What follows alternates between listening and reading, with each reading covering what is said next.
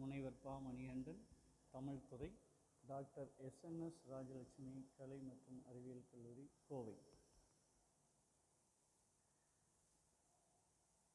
இன்று நாம் காண இருக்கும் தலைப்பு பக்தி இலக்கியங்களில் ஒன்றான பெரிய புராணம். உலகெலாம் உணர்ந்து ஓதற்கு அரியன், நிலவு உலாவிய நீர்மலி வேணியன், அகில் சோதியன் அம்பலத்து ஆடுவான், மலர் சிலம்படி வாழ்த்தி வணங்குவோம் என்று சேக்கிழார் பாடிய பெரிய புராணம். சமண நூலான சீவக சிந்தாமணியின்பால் அனபாய சோழன் மனம் கொண்டிருந்தான். இவனிடம் அமைச்சராக இருந்தவர் உத்தம சோழ பல்லவன் எனும் பட்டம் பெற்ற அருண்மொழித்தேவர். இவருக்கு சேக்கிழார் என்ற பெயரை இன்றளவும் நிலை பெற்றுள்ளது.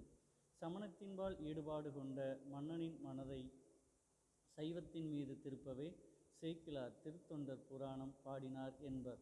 திருத்தொண்டர் புராணமே பெரிய புராணம் என ஆகி நாளடைவில் பெரிய புராணம் என வழங்கப்பட்டு வருகிறது. சுந்தரும் நம்பியாண்டார் நம்பிகளும் பாடிய சைவ அடியார்களை பற்றி குறிப்புகள் விரிவான வரலாற்று நூலே பெரிய புராணம். இம்மூவரும் பாடிய சிவனடியார் அனைவரும் தமிழ்நாட்டு மண்ணின் மைந்தர்களே. சுந்தரர் பாடிய திருத்தொண்டர் தொகை முதல் நூல். நம்பியாண்டார் நம்பி திருத்தொண்டர் திருவந்தாதி வழிநூல். சேக்கிழாரின் பெரிய புராணம் 3 சருக்கங்கள், மொத்தம் 4286 பாடல்கள் அமைகிறது. எந்த ஒரு வரலாற்றை பாடினாலும் அதற்குரிய சான்றுகளை தேடுவதும், சான்றுகள் கிடைப்பின் அவற்றை உரிய இடத்தில் பெய்து பாடுவதும் சேக்கிழாரின் தலையாய இயல்பாகும். 63 வரலாற்றையே கூறும் நூல் என்றாலும் அவர்தம் சரிதம், தமிழக சமுதாய வரலாற்று ஆகியவற்றுடன் தமிழ்நாட்டு வரலாறு என்ற மூன்றையும் ஒரு குறிப்பிட்ட அளவில் ஒன்று கலந்து யாக்கம் பெற்றதே பெரிய புராணம். அரசன் முதல் ஆண்டி வரை பல்வேறுபட்ட குலத்தினர் சிவனடியார் என்னும் பொதுமை சிறப்பால் ஒரு நிறையில் நிறுத்தப்படுகின்றனர்.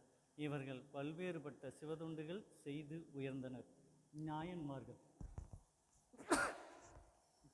நாயன்மார்கள் என்போர் பெரிய புராணம் என்னும் நூலில் குறிப்பிடப்படும் சைவ அடியார்கள் ஆவர். நாயன்மார்கள் எண்ணிக்கை அடிப்படையில் 63 ஆவர். சுந்தரமூர்த்தியார் திருத்தொண்டர் தொகையில் 60 சிவனடியார்களை பற்றி குறிப்பிட்டுள்ளார். இந்த நூலினை மூலமாக கொண்டு சேக்கிழார் பெரிய புராணத்தை இயற்றினார். எனவே திருத்தொண்டர் தொகையை சுந்தரமூர்த்தினாரையும் அவரது பெற்றோர் சடையனார், இசைஞானியார் ஆகிய மூவரையும் அடியார்களாக இணைத்து கொண்டார். நாயன்மார்களுக்கு சிவாலயங்களின் சுற்று பிரகாரத்திற்குள் கற்சிலைகள் வைக்கப்பட்டுள்ளன. அத்துடன் 63 உலோகச் சிலைகளும் ஊர்வலத்தின் பொழுது எடுத்து செல்லப்படுகின்றன. இந்த ஊர்வலத்திற்கு 63 திருவூதி உலா என்று பெயர். காலம், குலம், நாடு, இயற்பெயர், காரணப்பெயர் என பல வகைகளில் நாயன்மார்களை வகைப்படுத்துகிறார்கள். இவ்வாறான ஒப்புமை நோக்குமை நாயன்மார்களை பற்றிய புரிதலை அதிகப்படுத்த உதவுகின்றன. நாயன்மார்களின் வரலாறுகளை ஆய்வு செய்யவும் அவற்றில் உள்ள சேர்க்கைகளையும் உண்மைகளையும் புரிந்து நோக்கவும் இவ்வகைப்பாடு உதவுகின்றது. சமயக்குறவர்கள் நாயன்மார்களில் அப்பர், சுந்தரர், சம்பந்தர் ஆகிய மூவரும் நாயன்மார் வரிசையில் தனியாக இல்லாத மாணிக்கவாசகர் அவர்களுள்ளும் முதன்மையானவர். இந்த 4வரும் சைவ சமயக்குறவர் என்று அழைக்கப்படுகிறார்கள். சைவ திருமுறைகள் என அழைக்கப்படுகிற 12 திருமுறைகளின் தொகுதிகளில் நாயன்மாரின் பாடல்கள் தொகுக்கப்பட்டுள்ளன. முதல் 3 திருமுறைகள் திருஞான சம்பந்தராலும், 4, 5, 6ஆம் திருமுறைகள் திருநாவுக்கரசராலும், 7ஆம் திருமுறை சுந்தரலாலும் ஆக்கப்பண்ணோடு அமைந்த இசைப்பாடல்களாகும். நாயன்மாரில் சிலரே சமய நூல்களில் புலமை உடையவர்கள், மற்றவர்கள் மிகச்சிறந்த பக்தர்கள் மட்டுமே. பலரும் பல்வேறு தொழில்கள் செய்து உயிர் வாழ்ந்தவர்கள். இறையொருள் பெற பக்தி மட்டுமே போதுமானது என்பதும், எல்லோரும் இறைவன் திருவடிகளை அடையலாம் என்பதுமே இவர்கள் வாழ்க்கை தரும் பாடமாகும்.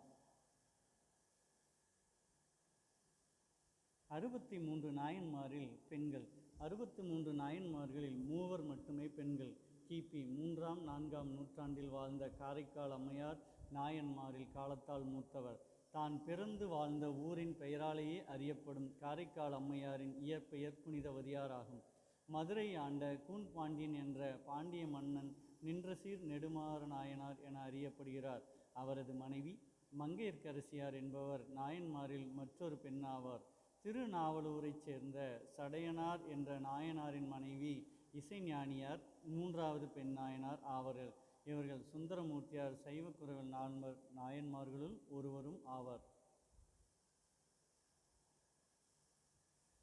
நாயன்மார் மரபுகளை அடிப்படையில் நோக்கும் பொழுது அரசர், அந்தணர், வணிகர், வேளாளர், ஆதிசைவர், மரபுக்கொருவர், மரபு கூறாடப்படுவர் என வகைப்படுத்துகின்றனர். அரச மரபினர் 12 பேர். சேரன் பெருமான் சோழர், கோச்செங்கோ சோழர், புகழ்ச்சோழர் பாண்டியர், நெடுமாறர், மங்கையர்க்கரசியார் பல்லவர், களர்ச்சிங்கர், ஐயடிகள், காடவர்கோன், களப்பாளர், கூற்றுவ நாயனார், சிற்றரசர், மெய்ப்பொருள் நாயனார், நரசிங்க முன்னையாரியர், பெருமிழலை குறும்பர், இடைக்காளி நாயனார். சிற்றரசர்கள் மெய்ப்பொருள் நாயனார் திருக்கோவலூர், நரசிங்க நாயனார் நாவலூர், பெருமிழை குறும்பர் பெருமிழலை, இடைக்காளி நாயனார் கொடும்பாளூர். நாடுகளின் அடிப்படையில் நாயன்மார்களை நோக்கும் பொழுது பெருவாரியான அடியார்கள் சோழ நாட்டினைச் சேர்ந்தவர்களாக உள்ளனர். சேர சோழ நாடுகளோடு மலைநாடு, தொண்டநாடு, நடுநாடு, வடநாடு ஆகிய நாடுகளில் உள்ளோரும் நாயன்மார்களாக இருந்துள்ளனர். சோழ நாட்டிற்கு அடுத்தபடியாக தொண்டை நாட்டில் 8 நாயன்மார்கள் உள்ளனர்.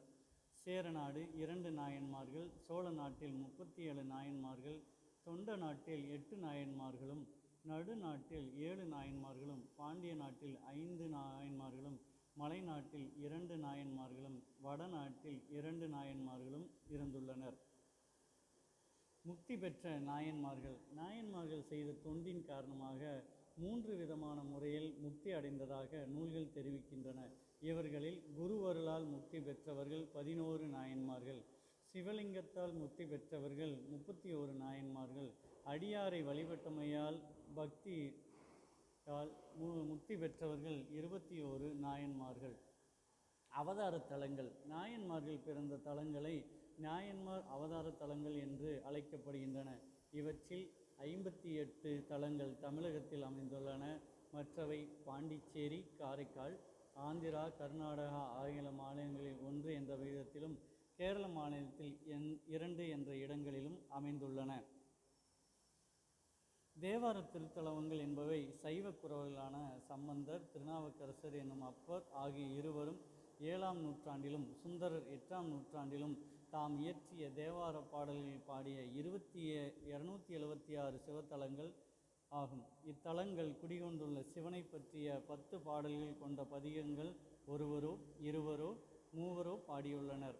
தேவார பாடல் பெற்ற தலங்கள் தொண்டை நாடு 32, நடுநாடு 22, சோழ நாட்டு காவிரி ஆற்றின் வடகரையில் 63, சோழ நாட்டு காவிரி ஆற்றின் தென்கரையில் 128, பாண்டிய நாட்டில் 14, கொங்கு நாட்டில் 7, மலை நாட்டில் 1, துளுவ நாட்டில் 1, வடநாட்டில் 5, ஈழ நாட்டில் 2, புதிதாக கண்டுபிடிக்கப்பட்ட காவிரி தென்கரை தலமான திருவிடவாய் மற்றும் திருக்கிளியனவூர் ஆகிய இடங்களில் காணப்படுகின்ற 276 சிவன் கோவில்கள் அடங்கும். ஆங்கிலம் வணிகத்தின் மொழியாகவும், லத்தீன் சட்டத்தின் மொழியாகவும், கிரேக்கம் இசையின் மொழியாகவும், ஜெர்மன் தத்துவத்தின் மொழியாகவும், பிரெஞ்சு தூதின் மொழியாகவும், இத்தாலி காதலின் மொழியாகவும் அழைக்கப்படுவது சாலச் சிறந்தது. எனினும் பக்தியின் மொழியாக தமிழை கூறுவது சாலப் பொருந்தும் என்று தனிநாய அடிகளால் தெளிவுபடுத்துகிறார்.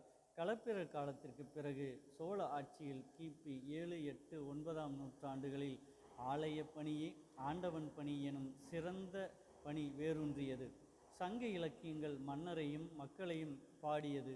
பக்தி இலக்கியங்கள் இறைவனையும் இறையடியாரையும் சிறப்பித்தது.